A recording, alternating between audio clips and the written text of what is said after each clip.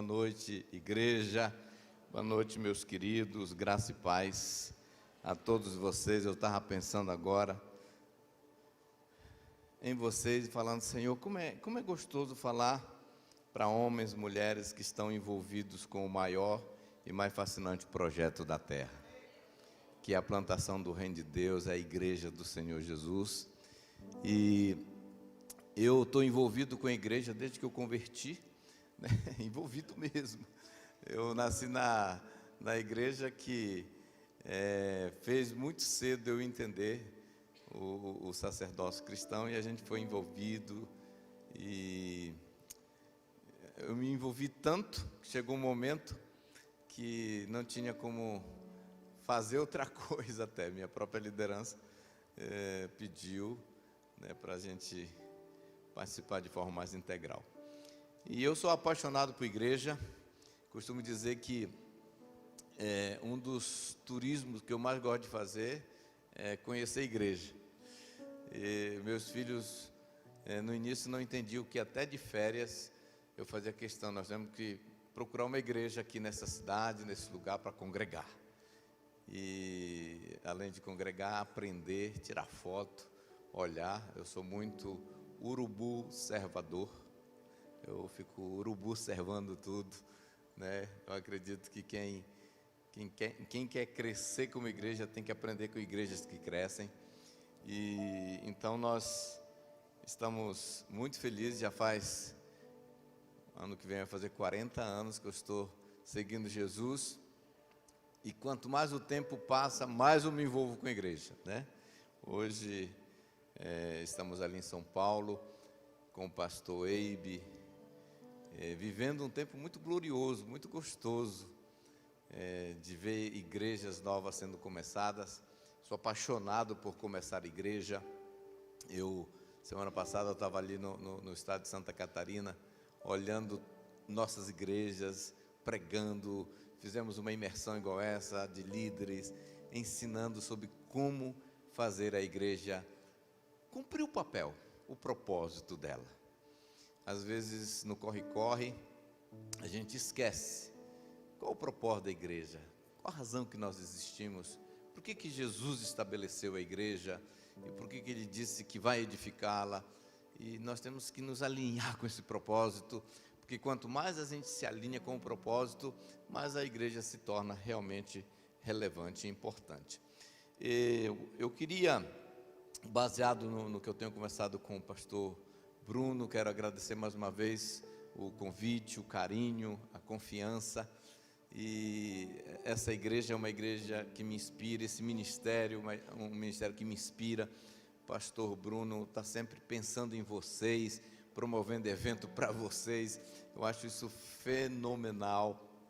Eu, como pastor, já estive sentado em alguns eventos, em algumas conferências, que eu saio de lá empoderado, desafiado. Aquilo foi igual conectar numa tomada, a bateria recarregou. Isso é muito, muito importante. E eu amo estar aprendendo sobre igreja. Não faz muito tempo eu estava fazendo um curso intenso sobre igreja. E, enfim, eu e igreja são um negócio, sabe? E hoje eu queria conversar com vocês sobre o que eu estou chamando de marcas de igrejas acima da média. Porque nós temos a tendência de pensar, e me perdoe se você é calvinista nessa questão, mas alguns acreditam que nasceram para ser pastor de igreja abaixo da média ou na média. Eu já vi pastor que falou: pastor, já orei, já jejuei e tal, mas eu creio que a vontade de Deus é que eu viva isso aqui. É como se ele foi predestinado e não tem jeito para ele, né? Até se ele quisesse ser pastor de uma igreja maior, impactar a cidade de uma forma diferente, ele não pode, porque ele foi predestinado para ser pastor de uma igreja daquele tamanho. E às vezes nem tem a ver com teologia, tem a ver com um sistema de crenças. Ele realmente acredita que ele não tem potencial para ser pastor de uma igreja maior, mais impactante, uma igreja mais relevante, uma igreja que vai fazer uma diferença, transformar vidas, porque a fama e a glória de uma igreja é a quantidade de vidas transformadas, sabe? Eu sei que existe hoje várias maneiras de mensurar, medir o sucesso de uma igreja, mas eu continuo achando que o sucesso de uma igreja não é a quantidade de pessoas que frequentam aquela igreja, nem o tamanho do patrimônio dela, nem quantos seguidores ela tem no canal dela, mas a glória de uma igreja é aquilo que traz glória para Deus, e o que traz glória para Deus são vidas transformadas. Enquanto a gente desejar ter mais terra, ter mais prédio, do que ter mais gente transformada, nós estamos com os nossos propósitos e objetivos equivocados. Então, eu queria te perguntar, de 0 a 10, que nota você daria para a sua igreja? Amém? Agora, de 0 a 10, que nota você acha que as pessoas da sua cidade dariam para a sua igreja? Já fez essa pesquisa? É muito importante, porque a opinião das pessoas sobre a sua igreja conta. E eu vou lhe dizer uma coisa, isso é muito importante. Tem um texto que me chama muita atenção no livro de Atos, e eu escolhi a versão, a Bíblia Mensagem para ler, que diz assim: eles seguiam uma disciplina diária de cultos no templo, seguido de refeições nas casas. Cada refeição era uma celebração vibrante e alegre.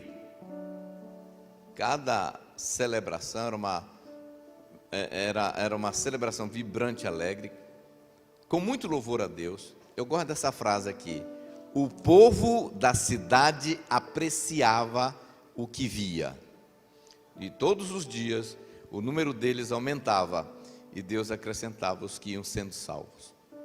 Me chamou a atenção essa frase: o povo da cidade apreciava o que via. Essa igreja era uma igreja que era bem vista pelo povo da cidade. Se nós queremos alcançar o povo daquela cidade, nós precisamos ser uma igreja bem vista. Eu sei que muitas vezes nós temos a tendência de pensar assim: não, o que nós fazemos aqui, nós não fazemos para homens, nós fazemos para Deus.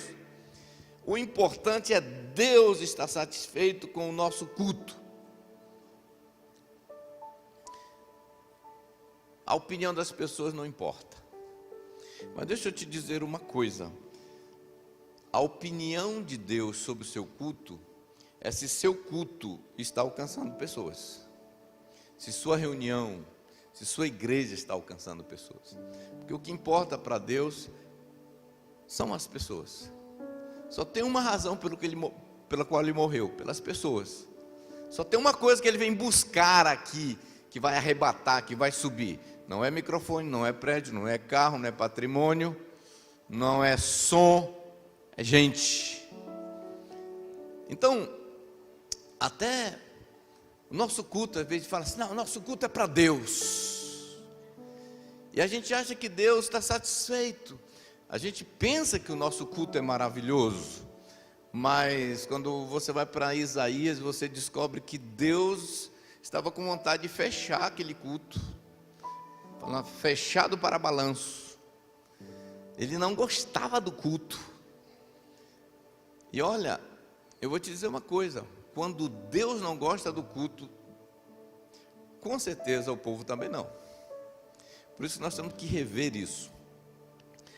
E partindo desse ponto aqui, de que o povo da cidade apreciava o que via, isso tem feito, essa observação, essa narrativa, essa narração da Bíblia, tem feito a gente reconsiderar muitas coisas na nossa igreja. Eu não me considero nenhuma autoridade mesmo sobre igreja. Na verdade, eu gosto de estudar a igreja. Eu acho extraordinário uma igreja que está fazendo uma diferença numa cidade, que está trazendo, que está alterando comportamentos, que está trazendo avivamento, que está sendo notório a interferência nos projetos do inferno para aquela cidade, e a igreja está lá marcando presença. Eu ainda estou aprendendo, eu ainda estou estudando, eu gosto de estudar igrejas que, na minha opinião, saíram desse nível da média, estão acima da média. Agora, uma coisa que eu descobri, que as igrejas que estão acima da média, elas não estão fazendo o que a maioria das igrejas estão fazendo. Porque se elas estão acima da média, significa que a maioria está fazendo de um jeito. Por isso que elas continuam ali, na linha abaixo da média. E outra coisa que eu descobri, que uma igreja acima da média não é obra do acaso. Nós temos a tendência de pensar assim: se Deus quiser, Ele vai fazer algo acontecer. Tem muita coisa que Deus quer, mas nós estamos atrapalhando. Que Ele não gostaria que fosse daquele jeito. Isso seja na área financeira, na área familiar. Eu já vi muita gente falando: está indo como Deus quer. Será? Você já perguntou para Deus se está indo como Ele quer? Então nós temos a tendência de achar que se Deus quiser fazer um rebuliço, uma mudança, se Deus quiser virar uma chave, Ele vira. Às vezes Ele quer, mas nós estamos impedindo. Uma coisa que eu tenho aprendido é que nós temos que nos alinhar com o propósito de Deus, porque o pensamento dele não é os nossos pensamentos. E outra coisa que eu tenho descoberto, que uma igreja acima da média não é obra do acaso. Tem que ter uma busca intencional. Algo precisa ser feito para essa igreja sair do ponto A para o ponto B. Algo precisa ser feito. E tem algumas coisas que não é Deus que vai fazer, somos nós que vamos precisar fazer. E aqui está o que eu tenho observado nas igrejas que eu tenho estudado, nas igrejas, nos livros que eu tenho lido, na igreja que eu tenho vivido, na denominação que eu tenho vivido. As igrejas locais da nossa denominação, que estão acima da média das outras igrejas, tem algumas coisas que eu trouxe para compartilhar com vocês aqui. Espero ser útil e espero ser prático. Mas a primeira coisa que eu tenho descoberto é que igrejas acima da média são lideradas por líderes acima da média. Não existe igrejas acima da média lideradas por líderes medíocres. Não existe. E de novo, eu volto para esse ponto. Tem gente que fala assim: foi Deus. Foi Deus. Foi Deus que abriu o mar vermelho, não foi? Mas Moisés tocou a água com a vara. Tem coisas que Deus que faz em parceria com o homem. Se o homem não fizer a parte dele, Deus não faz. Por isso, eu nunca vi uma igreja relevante liderada por pessoas medianas, por líderes medianos. Isso, eu estou convencido que um líder faz a diferença sim, no padrão, no crescimento, no que acontece, no resultado, na entrega, nas experiências que as pessoas têm numa igreja. Eu já vi pessoas saindo, chegando na igreja feridas. Quem feriu? Não foi Deus, foi o líder. Eu já vi pessoas chegarem decepcionadas. Quem decepcionou não foi Deus, foi o líder. Eu já vi pessoas chegar e falar assim: graças a Deus que a minha vida foi mudada. Por quê? Porque um líder investiu na vida dela, um discipulador investiu na vida dela. Eu sei que existe o lado do agir de Deus, da tarefa de Deus, do trabalho de Deus. Mas a pergunta que eu falo é: por que numa mesma cidade, que está sendo pregado o mesmo evangelho, está sendo lida a mesma Bíblia, que adoramos o mesmo Deus, cantamos as mesmas músicas, lemos a mesma Bíblia, usamos os mesmos chavões, e às vezes o mesmo modelo, uma igreja é relevante e outra não? Qual a explicação? Deus é o mesmo, o evangelho é o mesmo, a Bíblia é a mesma. Por que resultados diferentes? Por que resultados diferentes? Aí nós temos a tendência, uma boa desculpa é que Deus quis abençoar o João e não o Francisco. Essa é a maior injustiça que alguém pode cometer contra Deus. É tentar dizer que Deus, Ele é soberano, Ele faz o que Ele quer. E quis abençoar. Outro diz: não, pastor, é que o cara lá nasceu com a estrela na testa. Eu nasci só com a testa.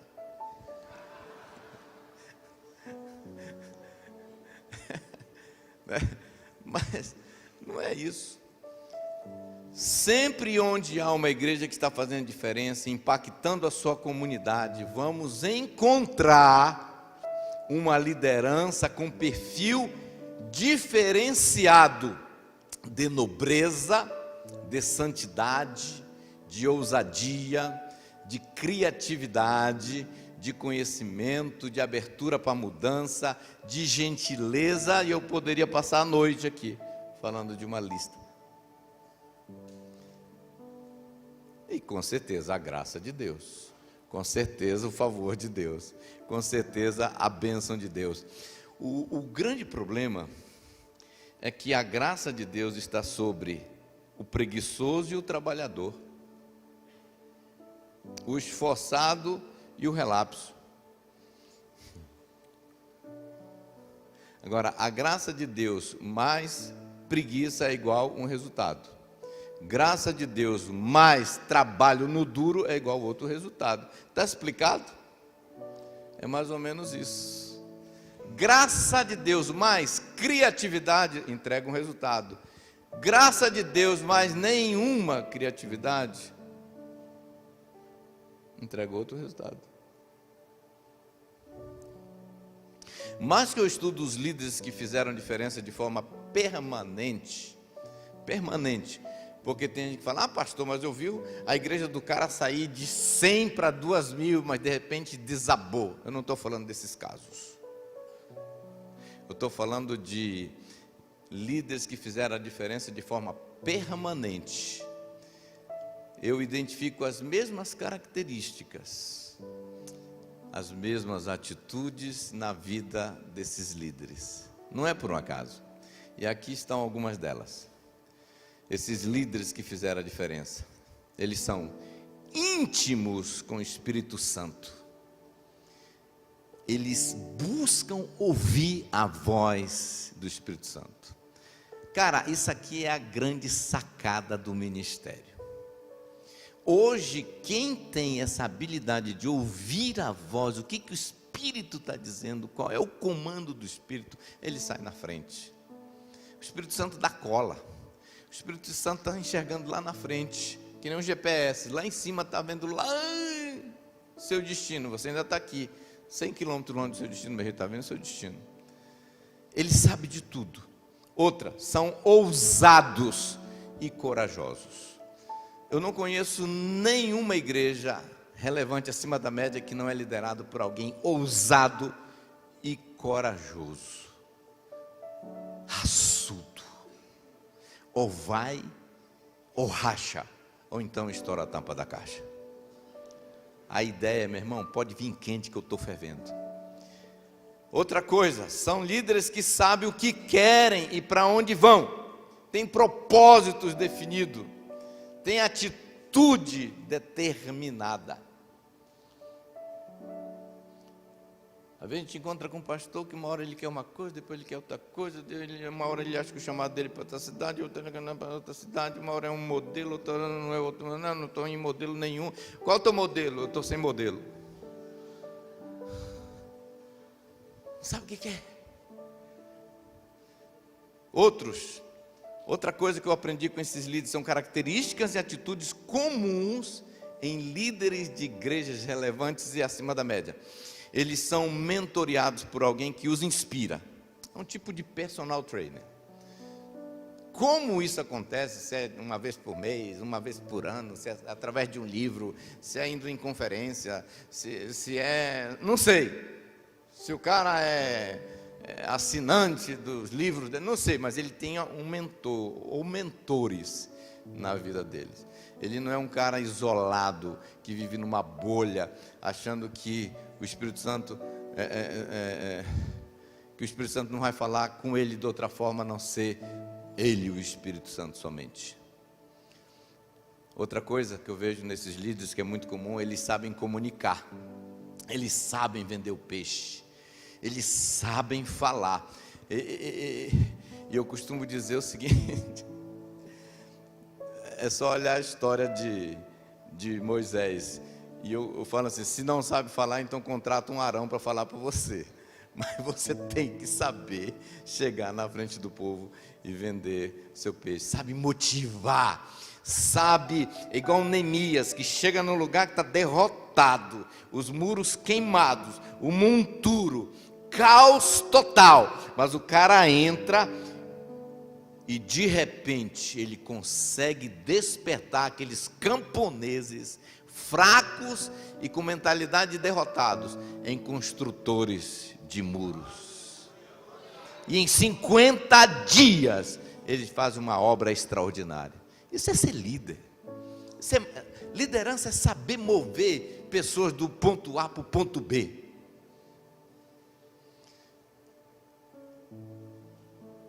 Pastor, mas eu não sei fazer isso. Tem que aprender. Ou então vai ter que trabalhar com açougue, com outra coisa, vender carro, sei lá. Mas até para vender carro tem que saber inspirar pessoas para comprar seu carro. Enfim, até para alguém querer casar com você, você tem que saber inspirar a pessoa. Senão, não casa. Quanto mais ser líder de uma igreja, que você vai, como disse Bill Hybels, o pastor sênior, ele tem um desafio bem diferente do empresário. O empresário, ele chama o cara, fala, vou assinar a tua carteira, vou te dar um plano de saúde, vou te dar vale transporte, vou te dar vale gasolina, vou te dar não sei o que, 13º e tal, e em um ano eu aumento teu salário para te trabalhar na minha empresa. O pastor não. O pastor tem que saber conversar, tem que saber falar, tem que saber comunicar. Porque primeira coisa, a mensagem dele é mais ou menos assim, olha, se você não aceitar Jesus, você vai para o inferno. E depois que a pessoa, eu quero aceitar Jesus, agora você tem que dar 10% de tudo que você ganha. Aí depois que o cara dá 10% de tudo que você ganha, agora você tem que ser um voluntário, segura a placa aqui. Como é que você vai fazer isso sem oferecer uma recompensa financeira? Você tem que saber vender o peixe. Outra coisa que eu vejo nesses homens, que é comum, são simples. Eles são simples. A fama deles não é de ser famoso, é de ser simples. Você quer uma fama como pastor, como líder? Você quer uma fama? Corra atrás dessa. Seja famoso como um homem simples. Um homem que só quer servir Deus e as pessoas. Só isso que você precisa. Você quer servir o seu Deus e as pessoas. Eles são simples. Outra coisa, eles levam a sério a palavra e a oração. Pastores que não estão mais orando, não estão mais lendo a Bíblia. Eu li uma pesquisa um dia desse que apenas 10% dos pastores do estado de São Paulo já leram a Bíblia toda uma vez. 10%. Eu não vou fazer essa pesquisa aqui, porque senão vai parecer do Datafolha.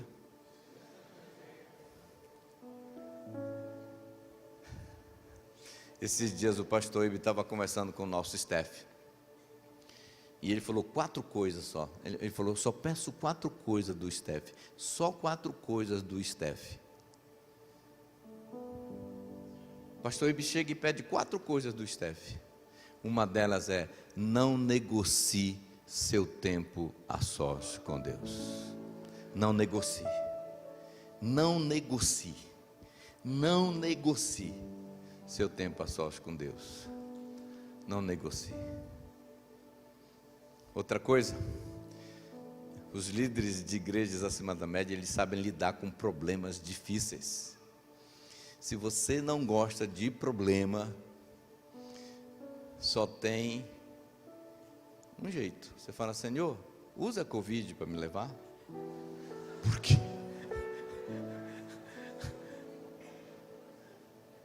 Tem gente que quer ser pastor, quer ser líder e não quer saber lidar com problema difícil. Eu costumo dizer que qualquer um sabe dirigir numa avenida ampla, bonita, iluminada, num dia ensolarado, sem buraco, mas só mesmo os experts sabem dirigir em uma noite chovendo numa estrada esburacada. Se você vai ser pastor de uma igreja acima da média, você tem que aprender a resolver problemas difíceis. Outra coisa que é comum nesses homens, eles são perseverantes.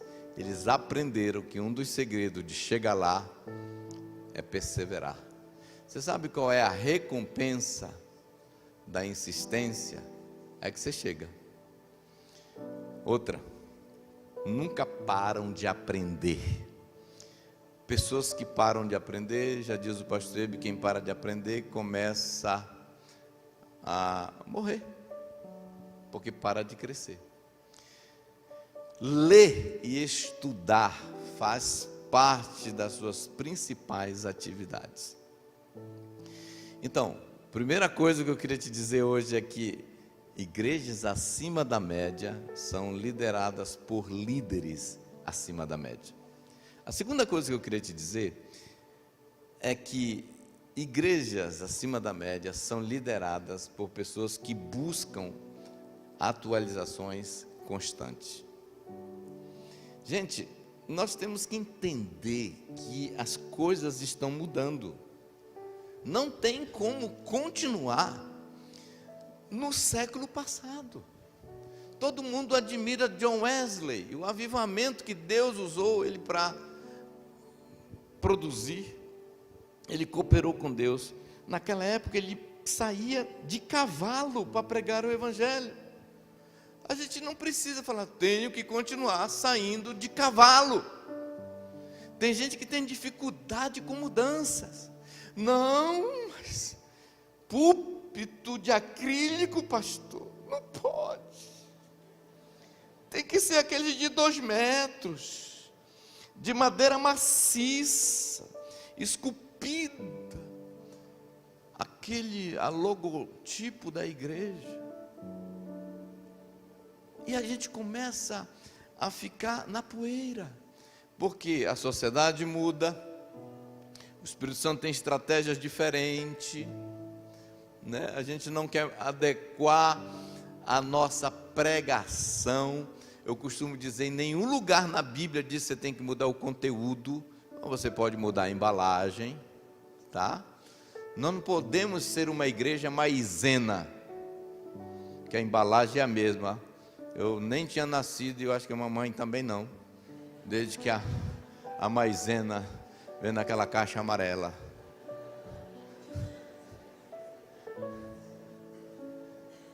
Agora, deixa eu te dizer uma coisa. Líderes de igrejas acima da média estão buscando atualização constante. A sociedade muda. Nós estamos falando de uma forma de comunicar, né? Eu estou tão feliz com esse microfone sem fio, mas eu lembro da época que a gente tinha um microfone com fio, que a gente ficava igual um cachorrinho na coleira, a gente queria vir para cá, não podia. Tem que voltar. Muda muita coisa. Líderes de igreja acima da média estão sempre procurando saber o que de melhor está acontecendo no universo que eles atuam. Tem igreja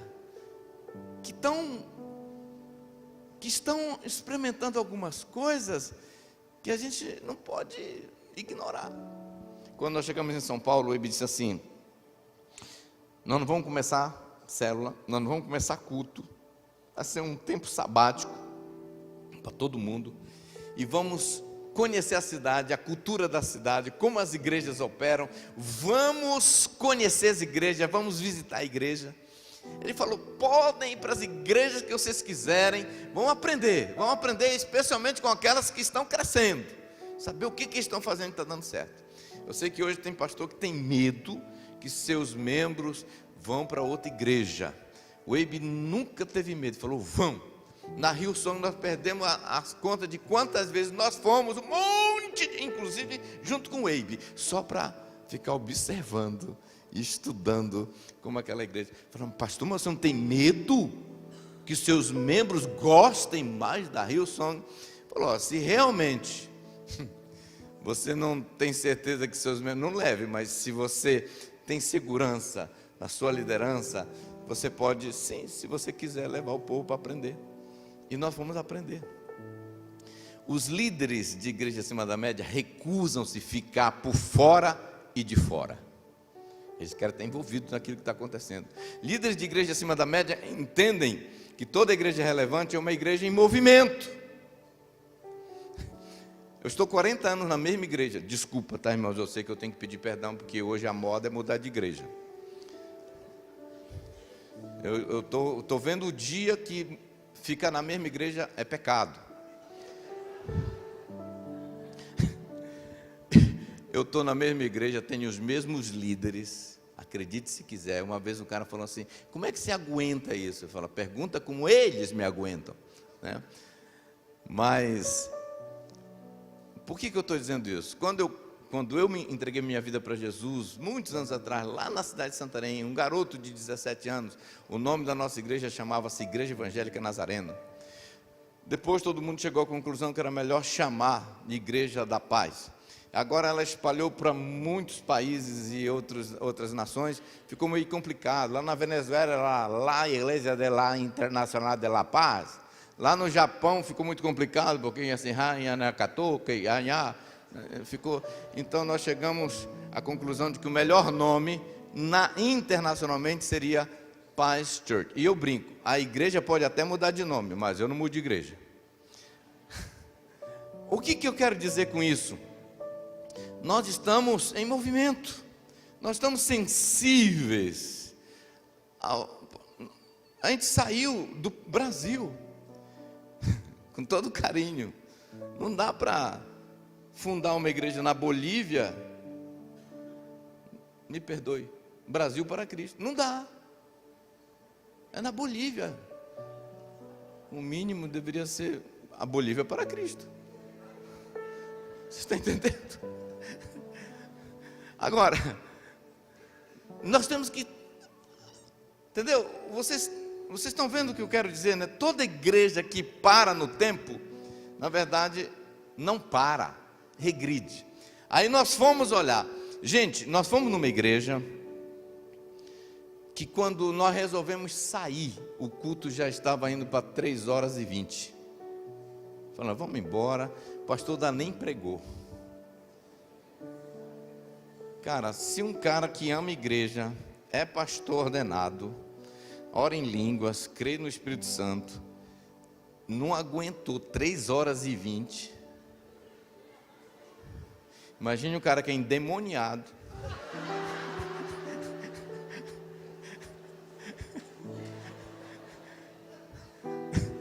é complicado. Aí a gente voltou e falou: rapaz, porque a gente aprende com toda a igreja, a gente aprende, eu aprendo com toda a igreja. É meu, pastor, o que fazer e o que não fazer. Nós temos que aprender o que fazer e o que não fazer. Então, eu costumo dizer que sempre há alguém em algum lugar fazendo algo melhor e com mais excelência que nós. Sempre há alguém em algum lugar fazendo algo melhor e com mais excelência que nós. E nós precisamos nos expor a essa influência. Nós precisamos nos expor. Não quer dizer que você vai fazer um Ctrl+C, Ctrl+V. Mas, cara, você tem que ir lá, olhar, ver o que pode ser aplicado na sua realidade. Igrejas relevantes são igrejas que se permitem ser inspiradas por outras igrejas que inspiram. Vou repetir porque isso é forte. Igrejas relevantes são igrejas que se permitem ser inspiradas por outras igrejas que inspiram. Eu estou convencido disso aqui, ó. Toda igreja que inspira hoje, foi inspirada por alguma igreja inspiradora. Toda igreja que inspira hoje foi inspirada por alguma igreja inspiradora. Eu cheguei à conclusão que só existe 3 tipos de igreja no universo evangélico: aquelas que inspiram, aquelas que se permitem ser inspiradas e aquelas que não são nenhuma das duas. Nem inspira, nem se permite ser inspirado. Eu tenho a impressão que quanto mais resistente à mudança nós somos, mais o Espírito Santo fala: não dá para trabalhar com esse povo, porque nós estamos numa constante mudança. Até a linguagem, nós estamos conversando ainda agora, até a linguagem do Evangelho. Tinha uma época que você poderia falar abertamente algumas coisas do púlpito. Hoje é inteligente você ponderar o que você diz. Você pode dizer a mesma coisa para o cara sozinho numa sala de discipulado. Tem que ser inteligente. O apóstolo Pedro já falou assim: olha, ninguém de vocês sejam presos porque são ladrão, porque são desonestos, por causa que mataram os outros. Ninguém deveria estar na prisão por isso. Eu acrescento também, ninguém deveria estar na prisão por falar o que não devia falar no púlpito. Agora, deixa eu falar uma coisa para vocês. Não é por um acaso que a Bíblia insiste tantas vezes com frases: quem tem ouvido, ouça o que o Espírito diz às igrejas. Porque existe um comando novo, uma direção fresca para o seu momento, para a sua cidade, para a sua geração, que o Espírito Santo está querendo que você ouça, para você viver isso. Mas fala: não, o Espírito Santo está aqui não, quem fundou essa igreja foi o meu bisavô, e é o seguinte, Espírito Santo, em memória ao meu bisavô, não vamos mudar não vamos não, a cortina é a mesma que está atrás, a minha bisavó, foi ela que colocou aí, não vai tirar essa cortina daí por nada. A atualização da igreja vai gerar mudanças, tá? Mas nem toda mudança significa atualização. Tem gente que fala assim: não, vamos mudar. Nem sempre mudar significa que você está atualizando. Mas toda atualização vai exigir de você mudança. Eu estou com a última versão do nosso sistema operacional aqui no meu computador. Muitas vezes eles mudam. Eles mudam a cor, eles mudam o formato, eles mudam a coisa. Toda vez que tem uma atualização, tem mudança. Agora, nem toda mudança quer dizer que houve atualização. Você tem que tomar muito cuidado, né? Mudança por si só não significa que você atualizou. Só significa apenas que você mudou. E às vezes para pior. Então a mudança por si só não vai te ajudar. O que vai te ajudar é a fazer a mudança que o Espírito Santo está te levando a fazer e assegurar que são as mudanças certas que vão te levar para os propósitos que Deus tem para o seu ministério e para a sua igreja. E eu costumo dizer que toda mudança, toda atualização tem que partir do princípio de onde você está agora, para onde você quer ir e por que você quer ir para lá. Isso é muito importante. Não é por um acaso que nós fizemos algumas mudanças ao chegar em São Paulo. Por que nós tiramos o nosso treinamento de líder, que a gente chama de Tadel, de terça em São Paulo para domingo, antes do culto? Tem uma razão. Por que a gente entendeu a importância de diminuir o tempo do nosso culto? Tem uma razão. Para terminar, que me deram só 2 horas, toda igreja acima da média, ela é especialista em gente. Isso aqui é muito importante. Igreja acima da média amam pessoas. Se você quer ser uma igreja acima da média, você tem que amar pessoas. Não é por um acaso que é o segundo maior mandamento: amar a Deus e ao próximo. Existe um ditado popular que diz assim: quem quer pegar galinha não diz show.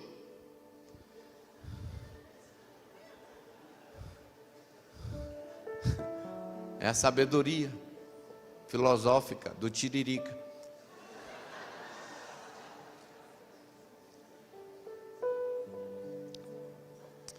Mas é incrível a quantidade de igrejas que não sabe lidar com gente. Nós existimos, o nosso trabalho, o nosso alvo, eu costumo dizer que o nosso público-alvo é gente, pessoas. Então, se tem uma coisa que a gente precisa ser especialista, é em gente, pessoas. O nosso público-alvo, nós não somos chamados para trabalhar com porco, com gado.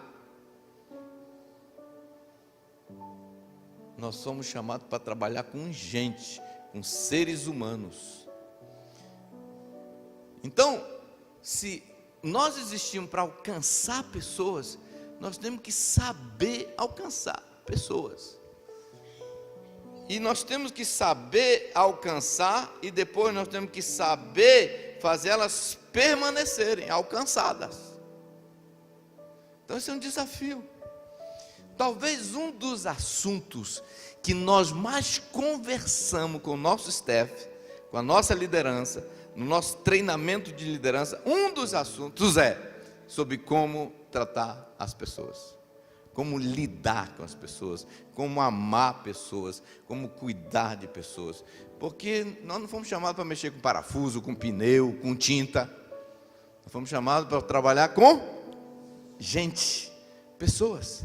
Então, numa igreja acima da média, tem que haver uma conspiração intencional em tudo que fazem, para que as pessoas se sintam amadas, bem-vindas, bem assistidas, se sintam importantes, encontram ajuda, cuidado e atenção. Isso tem que ser, nós temos que ficar especialista nisso. Que não existe nenhuma outra instituição, nem no exército, nem na Cruz Vermelha, nem no hospital, nem na escola, nem em qualquer órgão do governo, nenhuma secretaria, nada, nenhuma outra instituição no planeta Terra que sabe lidar com gente melhor do que a igreja. Nós fomos chamados para cuidar de gente, para amar pessoas. Então nós temos que rever, porque muitas vezes nós estamos tentando alcançar pessoas, igual a gente está tentando pegar as galinhas, falando show, com a nossa indiferença, com pregações condenativas, duras, com manipulações, com abusos. Não pode.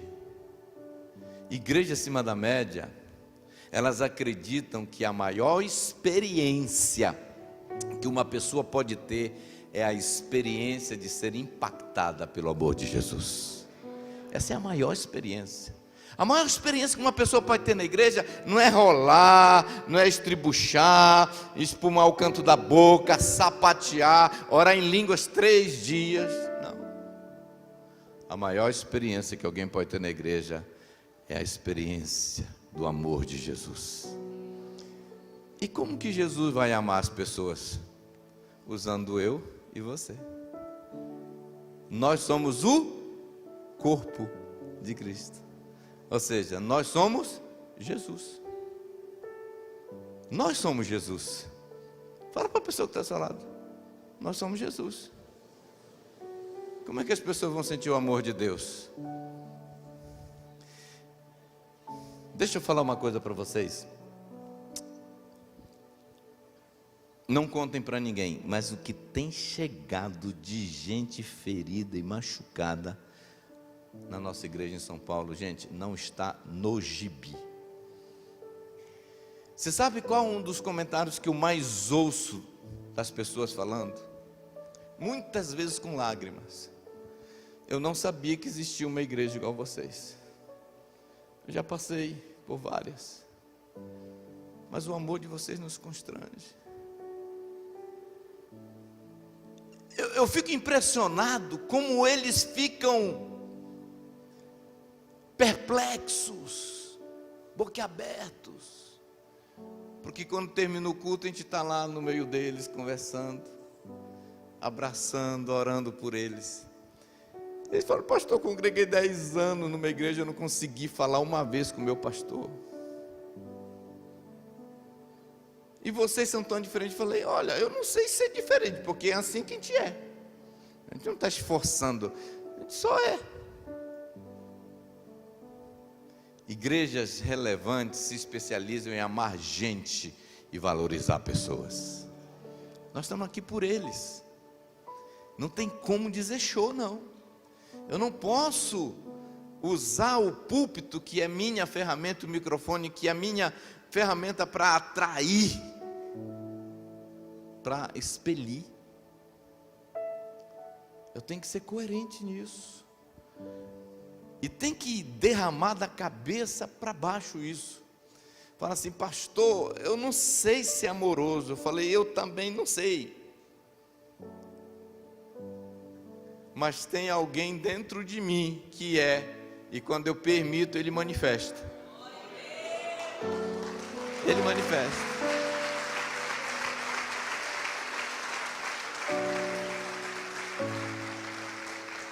Eu tenho aprendido: seja uma igreja que se importa com os de fora e se importa com os de dentro.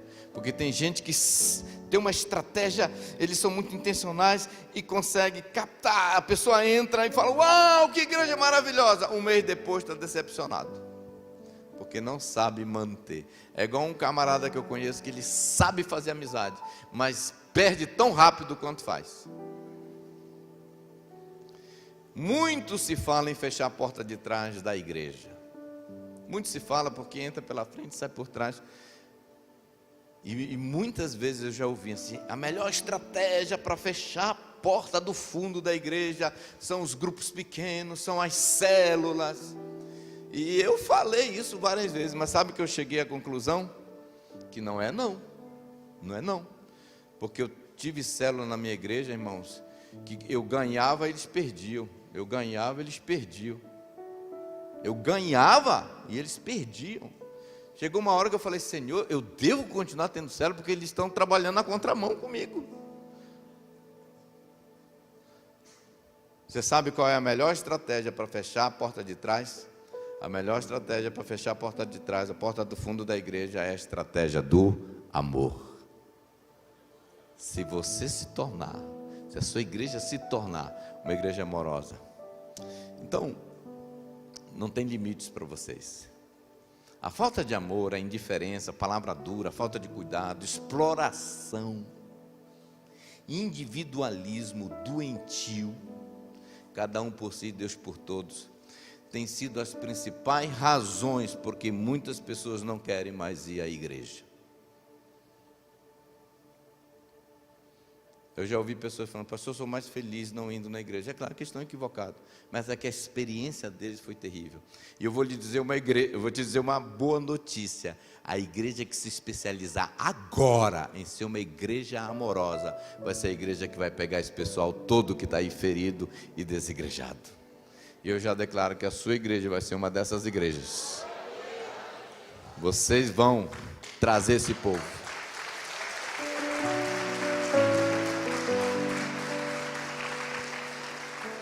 Ser especialista em gente deve começar nos líderes, mas deve espalhar por para toda a membresia. Tem que espalhar, isso tem que ser igual Covid, todo mundo tem que pegar. Tem que espalhar. O Abe é um cara muito amoroso, é um dos especialistas em gente que eu conheço. Mas se fosse só ele como pastor sênior, amoroso, sua equipe toda, a membresia toda, não está nem aí, indiferente, não conversa, não cumprimenta, não fala, não cuida, não ama, não teria o resultado. O que o Abe fez? Eu preciso me multiplicar. Então ele fez questão que todo o staff tenha o DNA do amor, e todos os líderes de life tenham o DNA, e toda a membresia tenha o DNA. Hoje são milhares de Abes espalhados, sorrindo, amando, perguntando: como é que você está? Você é bem-vindo, precisa de oração. Uma coisa que teve uma época que eu morei em Belo Horizonte e eu congreguei numa igreja bem famosinha lá, pelo menos queria congregar. E eu lembro que eu e minha família, num domingo. Gente, eu entrei e saí, ninguém me deu nenhum sorriso. Ninguém nem sequer, parecia um exército de ilustres desconhecidos. Eu entrei, e eu não via ninguém falando com eles, entre si. Estranho demais. E eu lembro, eu falei: vou experimentar uma outra igreja. Fomos para um outro bairro. Para essa igreja, eu pegava 2 ônibus. E foi muito interessante a experiência que eu tive. Nós chegamos uns 10, 15 minutos antes do culto, ficamos lá. Sabe quando está todo mundo sentado, esperando o culto começar? Tem muita gente que não sabe o que é isso, porque você só chega meia hora, 40 minutos depois. Então, ele não sabe do que eu estou falando. Esse negócio de chegar 15 minutos antes do culto. Nós estávamos lá sentados. Você sabe o que mais me impressionou? O pastor sênior daquela igreja, uma igreja grande e famosa também. O pastor sênior daquela igreja veio e começou a conversar com cada pessoa. Não tinha muitos no início, foi conversando. E veio para mim, primeira vez: quem são vocês? Bom ter vocês aqui. O pastor sênior, que eu já tinha lido o livro dele. Falei: cara... Eu olhei para minha esposa, ela olhou para mim e disse: vamos congregar aqui? Mas são 2 ônibus, amor, que a gente tem que pegar 2 horas, mas é aqui. O amor atrai. O amor atrai. Você sabe o que a gente faz hoje no nosso culto? Nós treinamos nosso povo. Gente, staff, estejam cedo no culto para recepcionar as pessoas e vão lá para o salão, vão lá para o auditório, vão conversar com as pessoas, vão dar as boas-vindas. A gente chama de 3 minutos de ouro. E muitas pessoas são fisgadas e conquistadas naquele momento. Isso é muito importante. A grande pergunta que toda igreja deve estar fazendo para si mesmo é: nós estamos atraindo ou repelindo pessoas?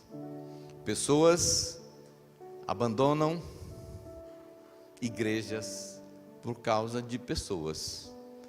Isso significa que o contrário também é verdade. Pessoas começam a frequentar igrejas por causa de pessoas. Então, que as suas pessoas, que o seu staff, que a sua membresia seja parte de um time, de um exército especialista em gente. Porque a igreja que se especializa em gente, logo vai estar chamando a atenção, porque vai crescer, vai ter que comprar um prédio maior, vai ter que quebrar parede, porque vai vir muita gente. Amém? Deus abençoe.